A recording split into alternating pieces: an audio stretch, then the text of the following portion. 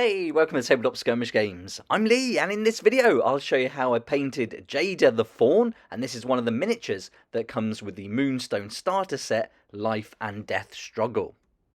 Let's get right into the video then, and here's JAYDA all primed up, ready to go. I've got my Wargamer Regiment brush, a cup of water, and I'm also going to use the Army Painter wet palette. And I find for the technique that I'm going to be going through in the video with the different layered paints, this is perfect to use. We'll be using mostly Citadel colour base and layer paints, and each time we use a different colour, I'll introduce it, just like I'm doing here, as we're going to use the base Abaddon Black by Citadel colour. And I'm going to get a chunky brush just for this, an old brush will do, and I'm just going to give it a nice thin coat. So I've used pretty much 1 part paint to 1 part water, give that a complete coat. When it's dry, I took some 2 thin coats White Star and this very vegan makeup brush, and then I'm going to do some dry brushing. I'm being a bit lazy. I'm just going to take some paint off the top of the bottle there. I only need a little bit on the bristles, and I'm going to work it in on a piece of kitchen paper. And then I'm going to dry brush the whole model. I'm going quite rough, and this is quite strong here, but I really love how it brings out all the details of the miniature. You don't have to do this, but I find it helps me prepare to paint the model, and I can really see where all the details are. When that's dry, I took some base Castellan green. This is a nice dark green, and then I just add a little bit of water to it on my wet palette, and I'm going to just start blocking in all the different colours now. So anywhere there's green, I'm going to start off with this nice dark green. And the techniques I'm going to be doing throughout the video will be to do a base colour and then start gradually getting lighter as we add more layers. Now I'm going to do the browns, and I'm going to go with a Mournfang brown as the base. So I'm going over the bow and arrow. I'm going to pick out any leather straps and pouches on the miniature as well, and then that's going to be a real nice base. I'm also going to use it for the hair, and I thought I'd go for a ginger colour hair for the fawn, and I want to do an autumn theme for my Moonstone fawns, so that's going to look really awesome when they're all put together, and I'll tie it in with some colours on the base too. Next up is Thunderhawk Blue, another layer paint, and I'm just going to add a little bit of blue to this wrap that goes around one of JAYDA's legs, and that blue is going to complement the orange, and then by the time we add a little bit of pink and green, we've got some nice coordination going on. And I used a colour wheel just to really map out what colours I would be using. I really love this colour. It's kind of not a strong blue, it's got a lot of grey going on with it, so I thought that would be a good base for those 2 horns as well. Now on to base Screamer Pink. There's not much pink on the miniature. We've got a few flowers here in the hair, so we're going to block that in. And then I'm also going to pick out all the different quills on the bow and arrow and the handles of these little daggers that she can throw as well. And then when it comes to basing this miniature later, I'll add some purple flowers to the base, and that'll tie that together really nicely.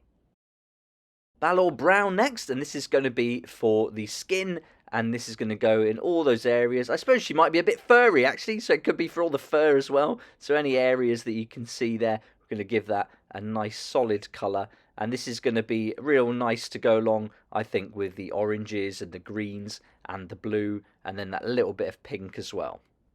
I'm being careful here for the face, but if I did make any mistake, I can just go back when it's dry and then take one of the other base colours and touch it up. But I did leave this colour to do as one of the last colours, because that would allow me then to make all the mistakes with those other colours and then touch up with this, which is probably most of the model. You can see I've left a few parts out. That's going to be painted in metallic, and I'll do that at the very end, just before we finish and do the basing. Now it's time to add a shade to really bring out the depth of the miniature and get those shadows. I use Seraphim Sepia. You can use an Agrax Earthshade if you have that. You don't have to use Seraphim Sepia, but I thought it'd be nice to have something that wasn't too dark brown here, and it would complement that main colour that I've got running through the model. You could opt for a larger brush here if you wanted to. That's going to give you a quicker coverage. I just stuck with the same brush, and that just allows me to really get in, control that paint, pull it around the model so it's nice and even. It's going to work its way into the crevices, and it wants to go into those darker regions itself, and this is what it looks like when it's dried. So we've really added some depth now, and it's time to start adding the layers, and we'll start building from dark to light now. So we're going to take another layer paint, a Warboss green, and then this is going to go on. I've added water to it. It's about 1 part paint to water, and then I'm going to start picking out all the raised areas of all the green material. I'm not going in to the darker folds. I want to let that shade do the work for me, so I'm just picking out the areas that are kind of going to be the mid-tones, I suppose. So we're looking for those raised areas and the bigger, flatter pieces where the light's going to hit it. I'm taking my time here, just moving the model around, making sure I'm moving that rather than myself. So I've got a nice sturdy grip on the model itself. I've got my arm resting against the table, so I've got support from my brush. That stops my hand shaking a little bit as well. And you can see I kind of rest one hand that I'm painting with on the hand that I'm holding the model with, and that really helps too, almost making like a little tripod as I paint. So I've got lots of control. Now let's go even lighter with some Skarsnik green. This is another layer paint, and now I'm going to go over that area I've just painted once it's dried, and I'm not going to cover it as much though, so I'm just going to pick out the very most raised areas, the ones the light's really going to hit, and any little corners, the edges, that kind of thing, and then that's going to give us 3 or 4 stages. So we've got the shade coming through, the base green, and we've got a mid-tone, and then finally this highlight. So a nice simple process. Let's now take some Wild Rider Red, which is pretty orange actually, and this is going to be the same process now for the hair. So we've gone for brown with that shade. That's giving us the base and some depth in the shadows. This is going to be our mid-tone. We'll highlight it, maybe with 1 or 2 other paints. Sometimes you can get away with a mid-tone then a highlight. Other times I like to add an even brighter highlight, and I think I'll do that for the hair later on.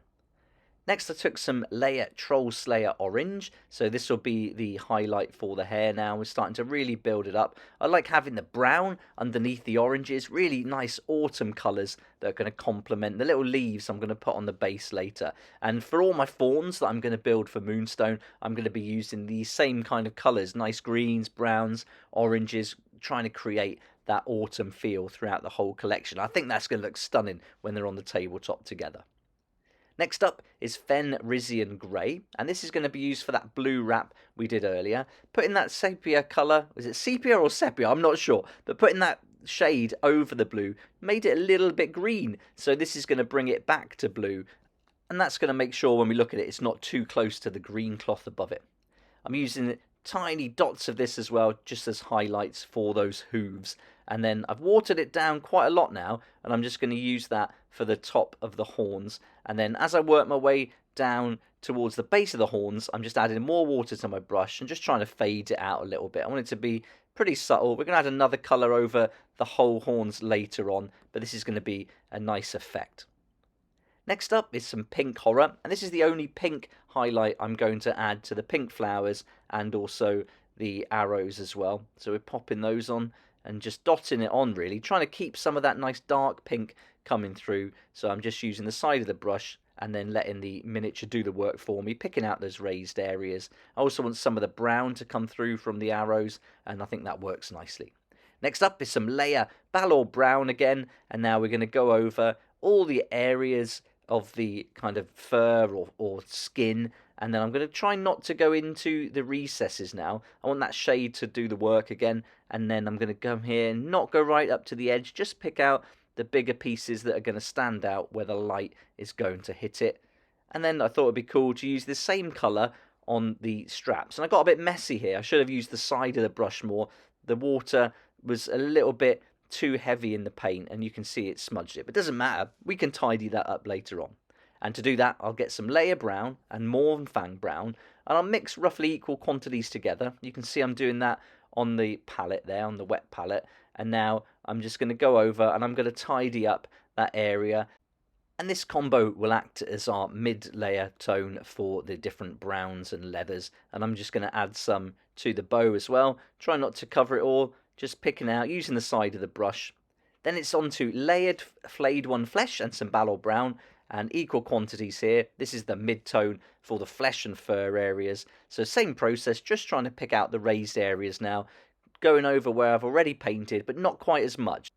And this will give us a nice effect as we start to get more highlights. You can of course do loads and loads of layers like this if you want a nice smooth transition from dark to light, but for me this is a nice kind of in between from doing the contrast paints, trying to get them tabletop ready, to just spend a little bit more time on the miniatures and giving them a bit more attention. And these are such great miniatures to paint. They are my favourite fantasy miniatures and I love spending time painting them, so it's a nice technique to do this without taking too long. Now we're going to finish with a highlight, and this is going to be Flayed One Flesh on its own. This is quite bright, so I've added a fair amount of water to this, so when it dries it's not going to be as dark as it is here. Then I've cleaned my brush off and just like feathering around the edges so that it doesn't leave like a stain behind. And then just taking my time, little dots on the elbows, knuckles, all the places, the cheek, nose and eyebrow, everywhere that's going to catch the light the most. Get those ears as well, the tips of those cool ears, and give them a nice highlight. Now on to Flayed One Flesh and Troll Slayer Orange, and when I had it on the wet palette I thought this would be a nice additional highlight for the hair, just to give it a bit more of a pop. Don't need to go this far, but I think it's a nice touch just to go a little bit brighter there. But again, I'm just dotting it on. I'm not doing lines this time. I'm just really picking out the curls almost, and every time they arch over, I'll just add a dot. Next is some base Xandri dust. And I'm going to take that scruffy old brush I used earlier, make sure it's completely dry, and then I'll do the same dry brush technique by adding some paint, working it into some kitchen towel, and then I'm going to go over the areas of wood and just give that a little brush just to catch some of the texture there as a highlight. Then base Mechanicus Standard Grey, and this is going to be used to finish these horns. I've added quite a lot of water, I would say 2 parts water to 1 part paint, and I'm trying to put it on thicker near the base and then thinning it out as I get to the tips of those horns. And there you can see if I've got too much on, I'll clean my brush and then wipe it off. Layer Canoptic Alloy next. I've gone for a different colour metal paint, but any silver metal paint is going to be fine for this. You might want to go gold on the amulet here on the arm, or for the little bracelets that she's wearing. But I like this Canoptic Alloy, I think it works really well. And we'll keep going with it, picking out those bracelets, finding all the areas of metal, and we'll let that completely dry before adding in some Seraphim Sapphire. Again, let's go with that shade, keep it nice and consistent throughout. Added a bit more to little areas on the bow as well. I'm just dotting it on rather than like drowning it in the shade for that, but I'm making sure every bit of metal has some of that shade. When it's completely dry, I took a nice bright Stormhost silver paint and I'm just going to catch the edges, and that'll work as a highlight for all the metallic areas.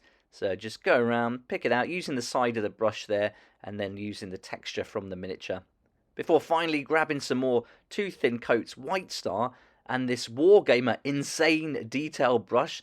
It's got tiny bristles on the end, and this is going to be for me to use for the eye. So I'm just going to get a little bit of paint on there and just paint in a tiny kind of oval that will represent the eye. I haven't got quite enough paint on the brush. I've been lazy again, just using the bottle there, but it works, so why not?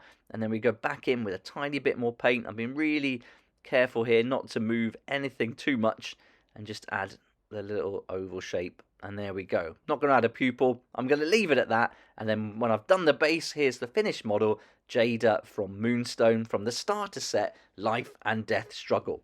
And I got to say, I'm really happy with how this turned out. I love the woodland theme for these fawns and having a nice autumn colour running through. I thought it would be fun to have it so it looks like she's leaping over some of the logs that have fallen over in the forest. I'm really happy this technique worked out, and I'll certainly be looking to do the same thing for the other fawns so we get a nice uniform feel across the whole troop. And I'll be painting lots more here on the channel as we go over the next few months. For the next 6 months, it's going to be Moonstone Monday every Monday, and we're going to be doing this brand new series for Moonstone. It's really fun. I love this game. The miniatures are so varied and fun and just a joy to paint. I had such a great time with this, and using this technique I think really complements such great sculpts. If you want to find out more about Life and Death Struggle, I'll put a link down below, and at the end of this video I'll put a link so you can watch the unboxing video. Over the next few weeks, I'll be unboxing tons more. We've got loads of miniatures to look at, including lots of the Shades of Moonreach, the new faction that came out recently. Nanny is an awesome looking miniature. I cannot wait to get that one out. And the Shady Bunch look pretty good too. So we've got lots to look forward to. We're also going to be working through some of the other factions, adding to the ones we've already got. And it's going to be a real fun series. Hope you can come and join me. If you've got any questions about this video, or anything about Moonstone, please add it in the comment section down below, and look out for those links in the description too. Thanks so much for watching. Hope you found the video helpful. Hope you enjoyed it, and I look forward to seeing you here next time on Tabletop Skirmish Games.